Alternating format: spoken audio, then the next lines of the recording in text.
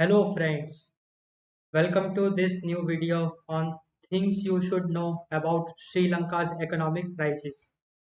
So I will be doing a detailed analysis on it and definitely it will be a very interesting video.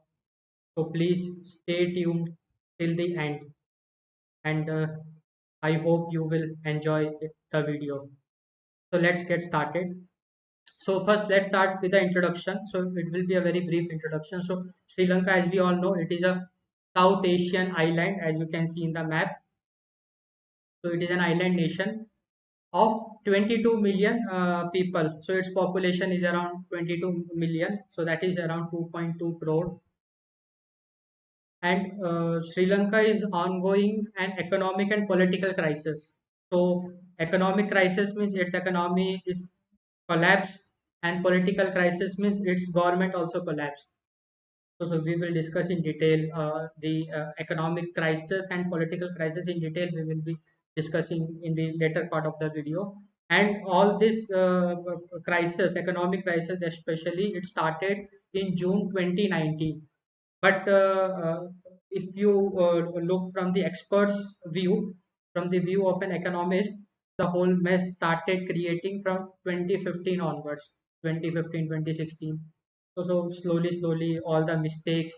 So it started creating all the mess, and in 2022 we are seeing the consequences of those mess.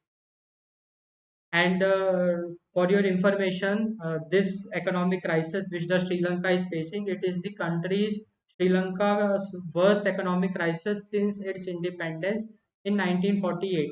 So Sri Lanka got independence in 1948, and Sri Lanka, unfortunately, Sri Lanka is facing the worst economic crisis. So we feel very bad about Sri Lanka, but as analysts, what we can do, we can give our insights, and definitely you will see from our insights that will be very effective. So yeah. So now let's jump into the next part, which we will analyze. That is causes of Sri Lanka's economic crisis. Very important analysis. So be very focused.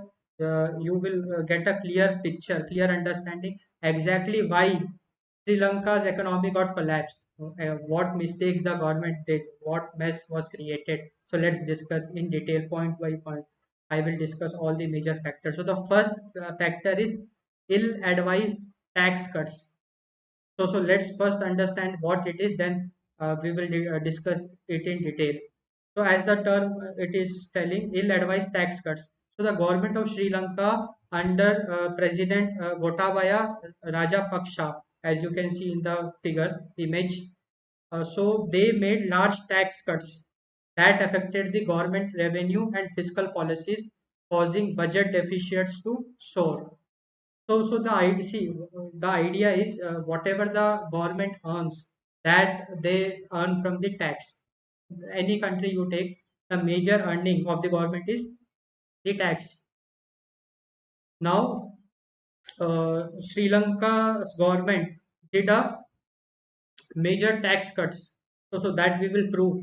I have the data. So whatever we will speak, we will be speaking with the data validation.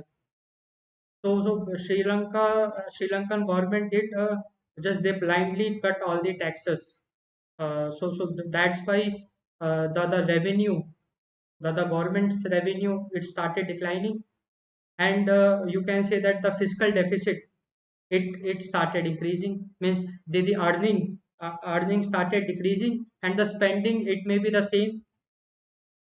So the fiscal deficit also started increasing, and which directly affected the fiscal policies, because see, whatever the government earn, that government spend in some public welfare schemes like health, public transport, or trade, enhancing the trade, jobs, upskill development. So government mainly uses that fund in public services.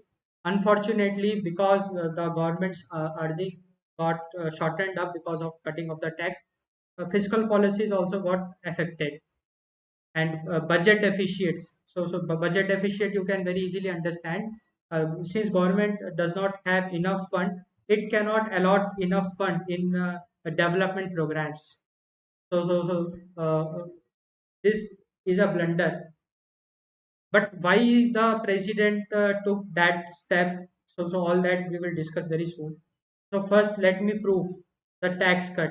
So from the data you can see increased tax-free thresholds that resulted in a 33.5% decline in registered taxpayers. So see, in every country there are tax thresholds. Means there are certain age groups after which they are eligible to pay the tax. And if let us suppose the person is a government employee, the government can relax the tax for them. If he is a military, if he is serving, let us suppose military, then government can relax the tax. So that is called tax free thresholds. So Sri Lankan government increased tax free thresholds to such an extent that 33.5% the taxpayers they got relaxation from the tax. So they didn't pay any tax, and 33.5% is a very big number in terms of tax. So you can realize the that the amount of the loss, you can say that the loss booked by the government, it was the potential earning for the government. And also reducing VAT to 8%, and reducing corporate tax from 28% to 24%. So this is ridiculous, because if corporates are making decent earning, and corporate tax, you have a clear idea, all the private companies, big companies, they have to pay tax, their employees also have to pay tax, income tax and corporate tax. You have a clear understanding. So reducing the corporate tax is something which is out of the box, because corporates are making good money. So they have to give tax so that government can spend it in some good development initiative. So it reduced the tax from 28% to 24%, which is shocking. Apart from that, the abolishment of the pay as you earn tax. So it is a special kind of a tax. So it also got abolished in Sri Lanka. The abolishment of 2% nation building tax, which is used in infrastructure development. So you can see the government during that time, in I think it is in, yeah, the president, so during his time they just blindly cut all the taxes. And you can see, you can feel the extent of loss the government took. Loss means the potential earning, the potential earning which the government could earn. So that is the loss the government booked. So definitely this step, ill-advised tax cuts, it backfired uh, greatly. Backfired means government had a negative impact, negative consequence of this step, and it impacted the government revenue. So that we can very easily understand. And the massive loss of tax revenue resulted in rating agencies downgrading the sovereign credit rating, making it harder to take more debt. The idea is whenever any sovereign nation takes money from any nation or any World Bank or any international monetary fund, for example, or any international organization. So there is a credit rating. So based on that, you will get the money. So, and whenever any bank gives fund to any nation, it analyzes its performance, its revenue. So all these parameters that is being analyzed. So now this ill-advised tax cuts. All the experts, so they know that Sri Lanka is doing a blunder. So that's why the credit rating also got decreased. Because of which, if now Sri Lanka wants to borrow money from any bank or any international bank or any country, so it is not easy because the credit rating has declined. So now it will be harder. And also in 2021, PB Jaya Sundara stated that President Rajapaksa was aware of the loss of revenue. President was aware that definitely it is a common sense. Any layman can understand if I will cut the tax, I have to suffer a loss of revenue. But still, he took the decision because he thought that it is an investment he is making, and he was looking from a long term perspective. And he had no plan of increasing taxes for another 5 years. So the president was willing to cut the tax for 5 years. So you can imagine a blunder. Now, let's try to decode the mindset of the that Sri Lankan government, why they took this terrible step. So from their mindset, this can be a genuine step because see, during 2021, we have seen COVID-19 pandemic. So because of pandemic, the entire economic shutdown we have seen. So all the major countries, major economy, what they did to boost the demand, they just floated money. Just look at the United States. It floated more than 2.5 or more than $3 trillion in the market. And people got it in their accounts. And once the people have money in the hand, automatically they will spend it. So when they will spend, demand will increase. When demand will increase, supply will also increase. So when supply will increase, more production will be done, more jobs will be created, and hence more demand will be created. So uh, it is a trigger, you can say that. So it is a trigger. So it will flourish the economy. So this is a concept in economics, a very valid concept.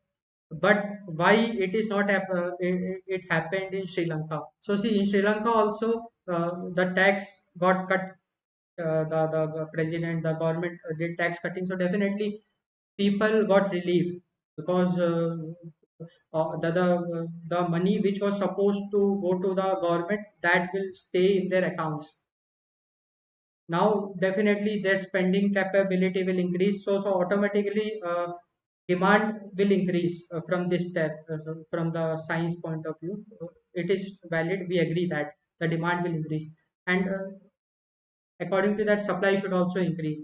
But there is a difference between Sri Lanka and United States or India. Because in Sri Lanka, if we look into GDP, so Sri Lanka is mainly dependent on tourism. 10% of its GDP is dependent on tourism. And because of COVID-19, all its hospitality sector, its tourism sector, it washed, means it completely halted. You can see that. And also, Sri Lanka imports many of the commodities, commodities which is used in making food commodities, you can say that. So Sri Lanka imports it, and we have seen during the COVID times, and currently also in Sri Lanka, the currency has weakened. The currency has become very weak, because of which it has to pay more. So government had to spend more and more to import that commodities. And if we talk about that GDP in terms of production and all that, so Sri Lanka is not that much advanced. So that's why it is a blunder. This step was a blunder in Sri Lanka, because Sri Lanka's geography and its economy is different from the economy of United States. United States is ruling the world. Just look at the companies of United States and look at the companies of Sri Lanka, and look at the currency difference.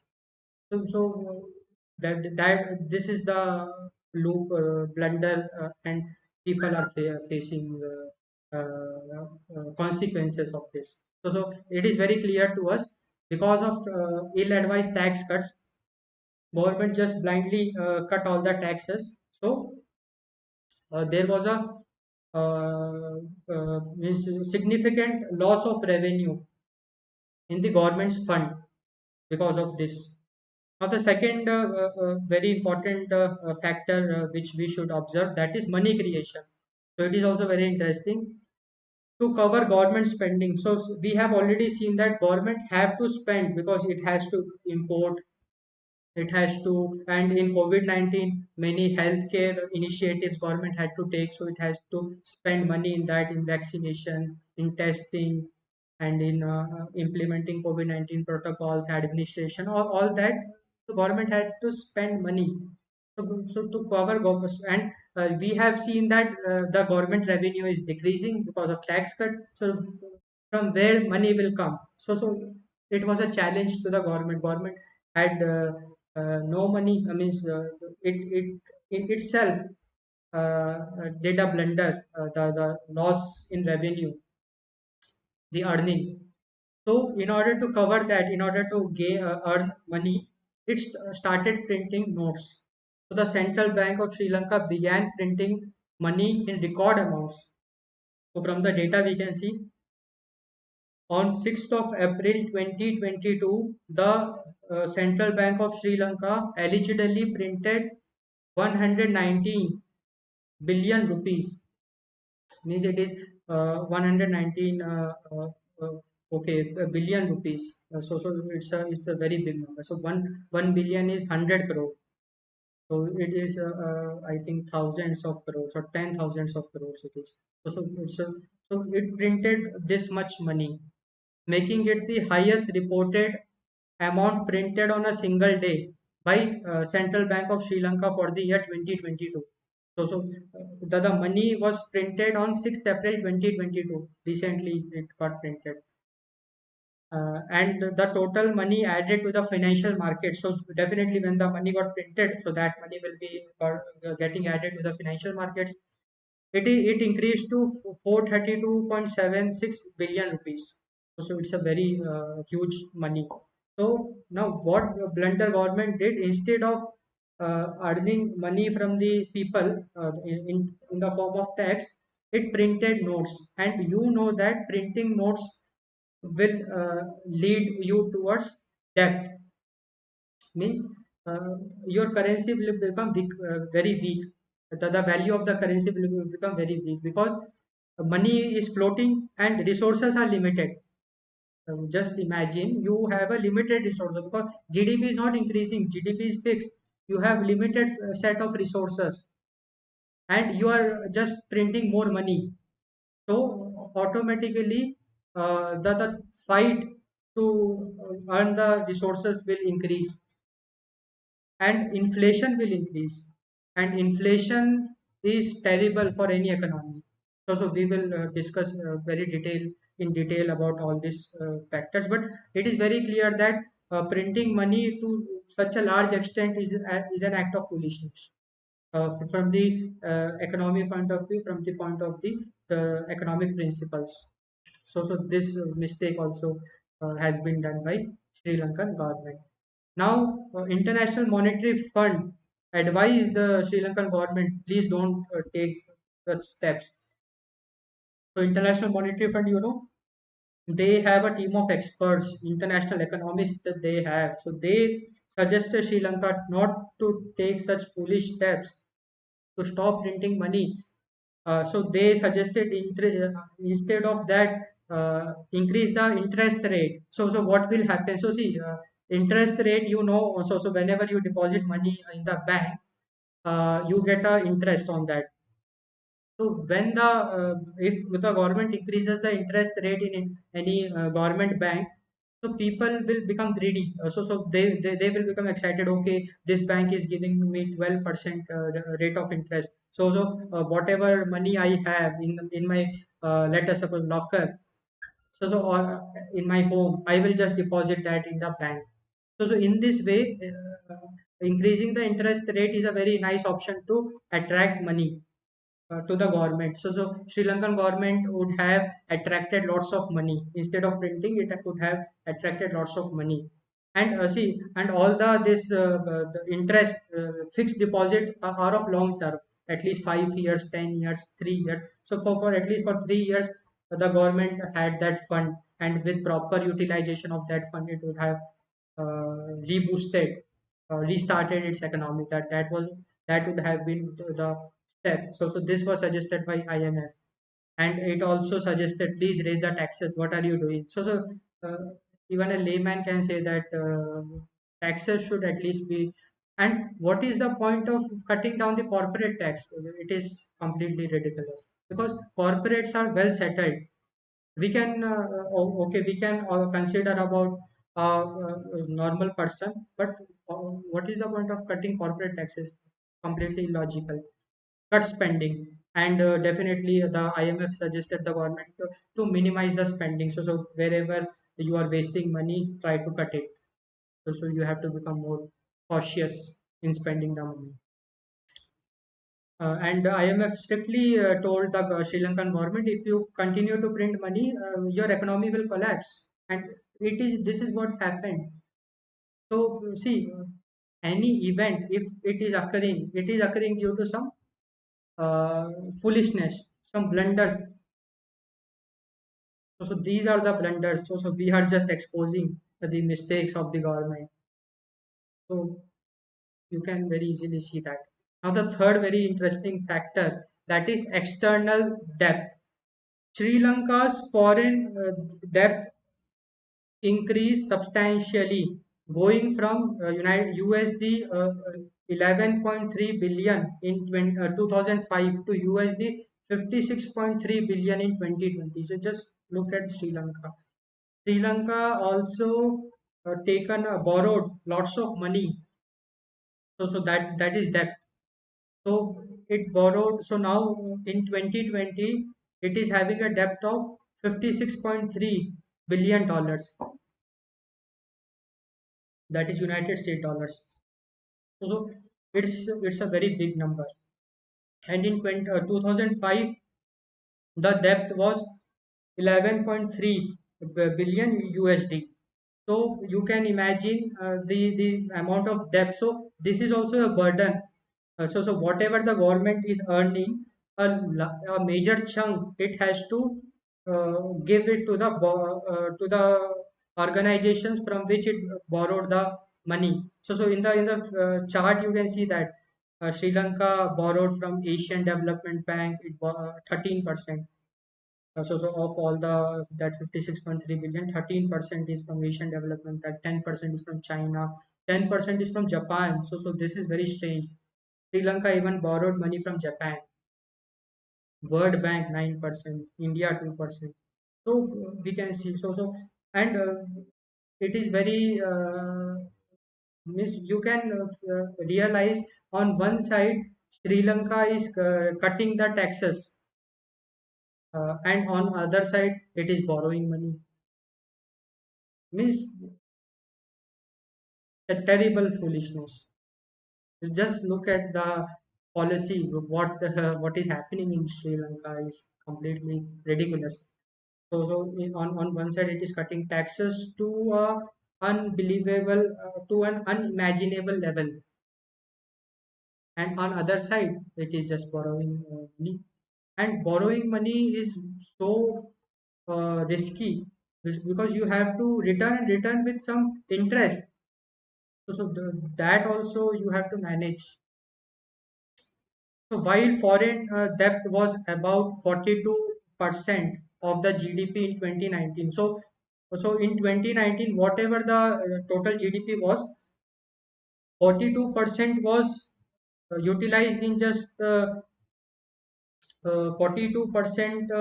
will be utilized in that clearing the debts. And in 2021, the foreign debt rose to 119% of its GDP. So 109 means more than 100%. It means whatever the GDP of Sri Lanka is, it has borrowed more money. This is ridiculous. Just try to feel it.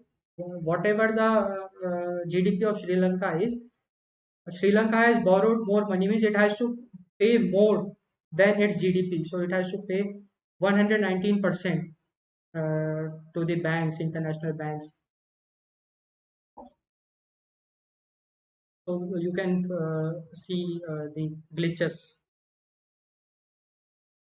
Okay, so in April 2022, Sri Lanka had been earmarked for sovereign.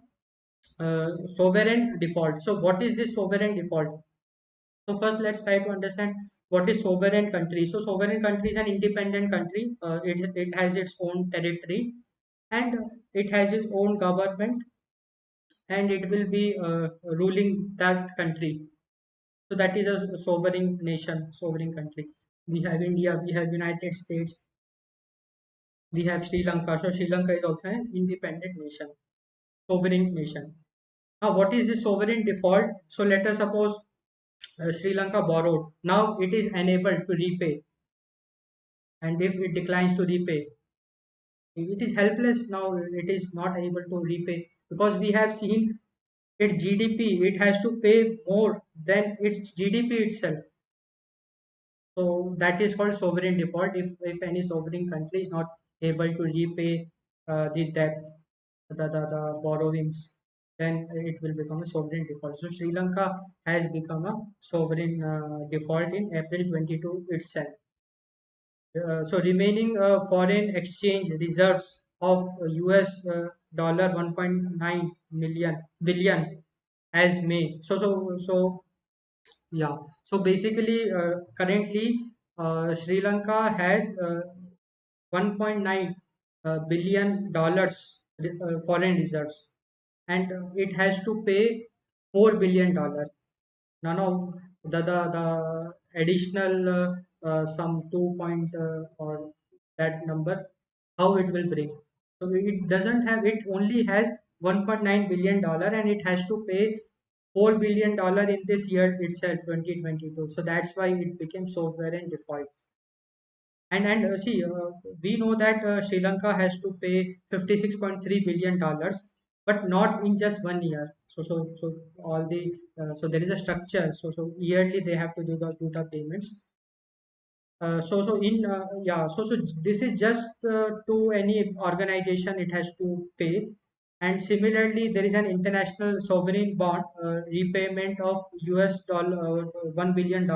It has to make by July 2022. So in total, according to the Bloomberg report, Sri Lanka has to pay a total of 8.6 around billion dollar in 2022. So $8.6 billion is a very big number, and it currently has only 1.9 billion. So that's why it is in default. This year, Sri Lanka is unable to pay the debt. So it includes this 8.6 US dollar includes both the local debt and the foreign debt. Yeah. So I hope you are getting an understanding. So if I talk about the external debt, so the first sovereign default in Sri Lankan history since its independence in 1948. So since 1948, every year Sri Lanka has managed to pay the debt. So whatever it is supposed to pay in a year, it paid sincerely until 2021. But in 2022, it got default, sovereign default, first time.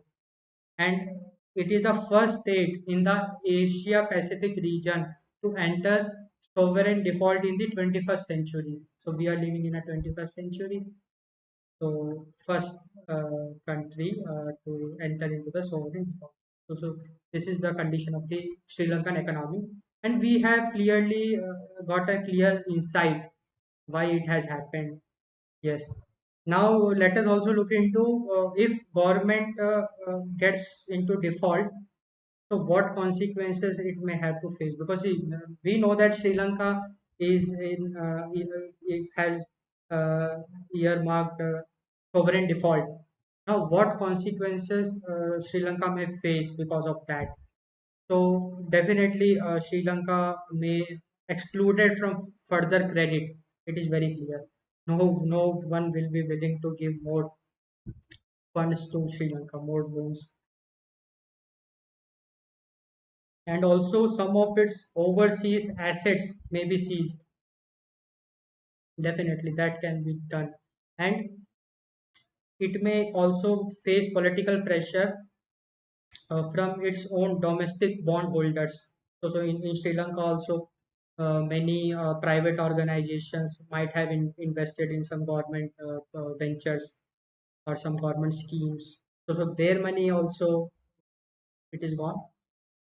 Because that is also a form of a debt which the Sri Lanka is not able to repay. So all this pressure definitely it has to face the international pressure also and domestic pressure also. So if we look into how Sri Lanka can resolve the debt crisis, very important for Sri Lanka to come out of the debt crisis. What Sri Lanka can do, the first it should come up with a credible fiscal plan and monetary policy. So we have seen the cutting of tax. So it should just finish all those rubbish policy, and it should start taking the tax. Because see, if anyone is earning, if any citizen of Sri Lanka is earning a decent amount, he will be giving tax happily, because he knows that his money will be utilized in nation building. So what is the point of cutting of tax? So and that too, we have seen 34% taxpayers. So they got relaxation in paying taxes, and corporate tax from 28% to 24%. So yeah, and so a credible fiscal plan should be made, and monetary policy should be made. Increasing taxes should be increased. It should be increased in such a way that if any company is making a good revenue, it is generating, let us suppose, hundreds of crores of revenue, then uh, it the government can charge heavy taxes on that. Increasing the interest rate, as we have already seen. So with this, it can attract lots of funds. And opening of imports would allow taxes to flow back to the treasury. So see, if it promotes more and more import, because see, most of the import will be done by the private players, because most of the private traders will be doing the import, and they will be paying taxes for the imports. And it is a very good sign for Sri Lanka that it is dependent on commodities. It is like wheat, sunflower, crude oil. So it that all it imports.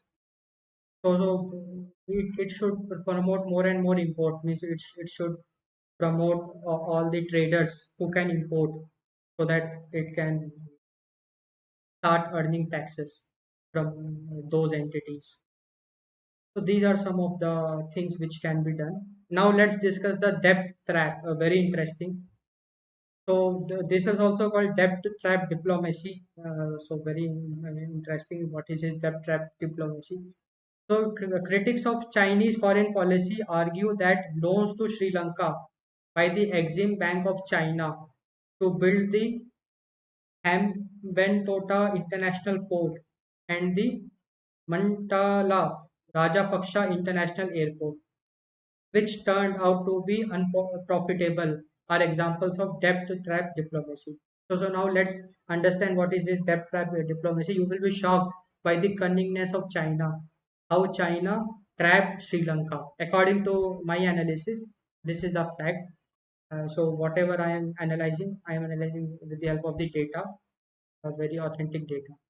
So see, Exim Bank of China gave loan to Sri Lanka. So loan means Sri Lanka has to repay it back. It is not that he, out of generosity, Exim Bank of China just donated. No, it gave loan. So Sri Lanka has to repay very and repay with some interest. So that's very clear to us. And it gave loan to build Hambantota International Port. You can see from the figure. So see, on one point, we can assume that okay, port can be fruitful for both Sri Lanka also and China also. Because see, Sri Lanka is an island, so definitely most of the trading will be done via sea, and it will be importing lots of goods. It will be exporting lots of goods. So uh, definitely this port can be useful for both Sri Lanka and China. That I can agree. And also this airport. Matala Rajapaksha Internet. So both these projects are good. I have no from the that observation. Airport also, because 10% of the GDP of Sri Lanka is based on tourism. So definitely this airport will further enhance the tourism sector. But what that so why these two projects are unprofitable in the current scenario? Because of COVID-19. Because of COVID-19, for more than 6 to 8 months, or you can say around 1 year, the hospitality tourism sector was completely shut down. It was halted. So the airports, all the airports were in losses. So the newly created airport is completely in loss. And also the port, because the trade, you can see that. So why? So now the question is ki, how COVID-19 affected the trade. So the idea is, because of the fear, most of the countries stopped exporting because they were storing the resources. So because they were uncertain what shape the COVID-19 may take. It may be that the country may be needing those resources in upcoming months, upcoming years. So that's why they were just storing the resources, and exports, major countries, they just cut off the exports. So that's why this operations also got halted. So that's why these two projects was a loss for Sri Lanka, and so Sri Lanka also get debt in this also, because they took loan. And very interesting observation is how China plays diplomacy to build these two projects.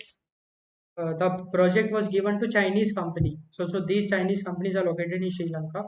So state-owned Chinese firms, that is China Harbor Engineering Company and Chino Hydro Corporation, and they were given $361 million.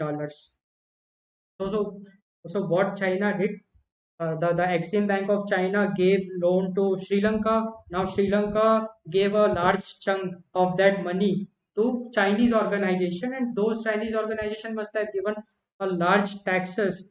So that money went back to China, and also China will be making money from the loan interest. So and with this port, China will also get benefited. Definitely, it will enhance its trade. Now, since things went the other way around because of COVID-19 and some more factors maybe. So yeah, so we will come to that. But before that, let's look into the number. So basically, Exim Bank of China funded 85% of the project. So whatever the amount was involved in construction of all these two projects, 85% of the money was given by the Chinese bank as a loan to Sri Lanka at an interest of 6.3%. Very good interest they are taking. 6.3% is a good number. Yeah, now since the things went the other way around,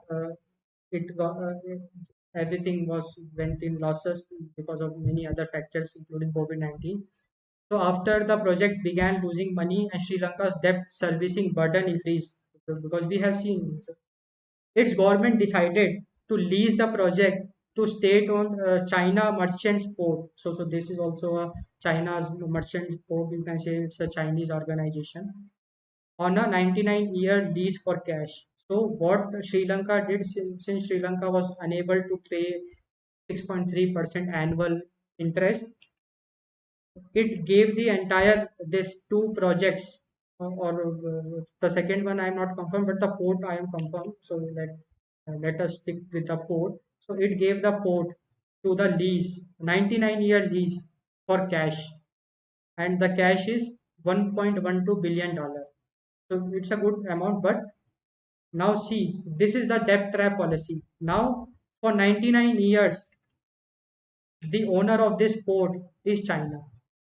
You can see for nine, because lease means now the owner, the complete ownership of this port is in the hand of China. Now China can do whatever it is held by China Merchant Port Organization. China is the owner of that port. It is the main decision maker. And Sri Lanka got this 1.12 billion dollar. But we can see the debt trap policy. So this is how China pays the debt trap policy. According to some critics, this is not I am telling. Some critics of Chinese foreign policy. I am just an analyst. I am no one to comment any. But whatever I am observing, I am just telling you. And you can see that all my facts are accurate to the point. Nothing out of the box. Yeah. So this is also very clear. So debt trap diplomacy or debt trap is also. So this is just one example. There may be many examples also. So very soon I will be bringing lots of analysis on that also. Now the next very important concern, the point yeah, influencing Sri Lanka's economic crisis, that is lack of foreign reserves. Now, what is this lack of foreign reserves? So, we have seen that, yeah, so rather than supporting the local economy and boosting its export, the Sri Lankan government has been borrowing vast sums of money to fund public services and imported goods. So, we have already seen. So this is also a very you can say that mistake in policies. Instead of strengthening its economy to earn money, Sri Lankan government depended on foreign borrowings. And we can see that in 2022, now it has to pay more than its GDP. So the loan debt is more than its GDP itself. So this is also a very big blunder done by the Sri Lankan government, very clear to us. So it should have boosted the local economy. It should have boosted the exports. Thus, the country's public debt rose from 94% of the GDP in 2019 to 119% of GDP in 2021. Yeah, we have seen. And moreover, the government spent its foreign exchange reserves on repaying the debt. So, see, every country has a foreign exchange reserve. So, Sri Lanka's for most of the foreign exchange reserve is utilized in just repaying the debt. So, definitely, the government is under a tremendous pressure. It has to repay the debt. And how can it even implement development schemes? What will happen to those 2.2 crore people? It's a point of concern. So a very means, it should be taken very seriously. It's a very serious concern because we are talking about humanity. Just think about those 22 million Sri Lankans. It's about their future. It involves small kids also. It involves adults also. It involves Hindu, Muslim, Sri Lankans, Christians. So we have to rise above all this and we have to think about humanity. How we can help 22 million Sri Lankans in fighting this economic crisis. And this is a very big economic crisis because they are in a tremendous debt. They have to pay lots of money, 119% of GDP, tremendous. So yeah, so because of this repayment, they have shrunk their reserve from $6.9 billion in 2018 to 2.2 billion in 2022. So this is also a blunder. I can't understand what is happening in Sri Lanka. They are doing blunder after blunder. Why this is a blunder? See, 20, 2020, 2021 was a COVID-19 period. And most of, in fact, all of the international banks, they relaxed the loan repayment because everyone was aware of the economic shutdown. Everyone was aware. So they just relax. Okay, you this year you don't want to pay, don't pay. We will not question you. In spite of that, I don't know why Sri Lanka repaid. So you can see, from and there are some articles you can go through that. Many economists and many experts oppose the Sri Lanka. Please don't just keep the foreign reserves intact. Don't repay now. We have an opportunity. We can. figure out some ways to make some money out of it, but they just paid. And yeah, now, and if we talk about the foreign reserve, from $6.9 billion, it went to $2.2 billion. So what is happening? So it's a very, so this much amount they spend. So on one side they are spending, means this foreign reserves. On other side they are borrowing more and more, and on third side they are cutting the taxes. Just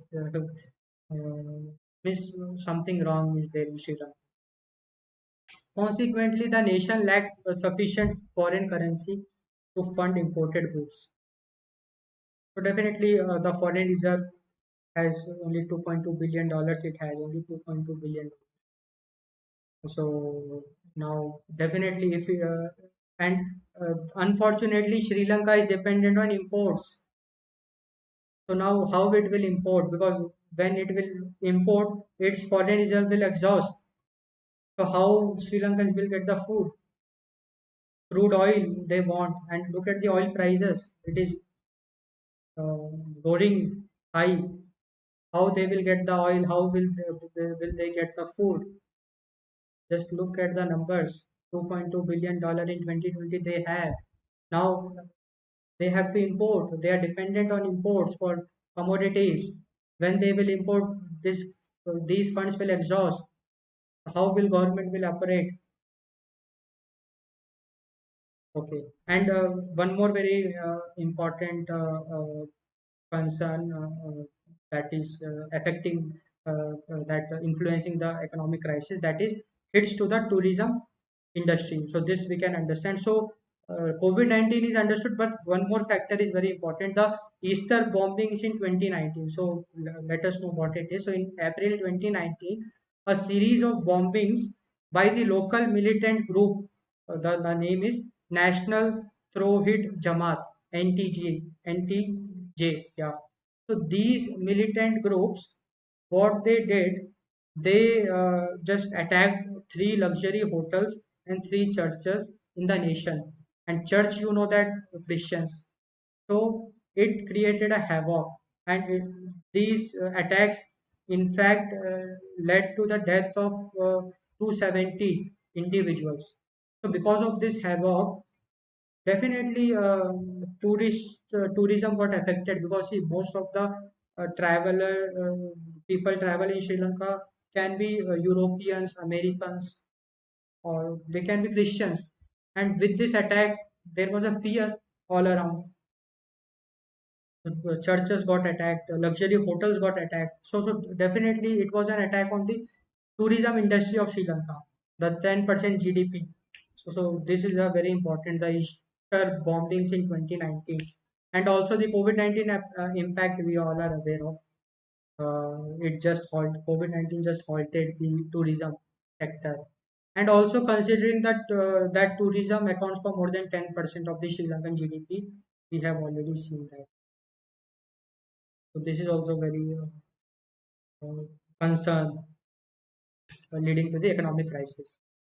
And one more very means shocking economic crisis concern is agri sector crisis. Now, what the hell is this agri sector crisis?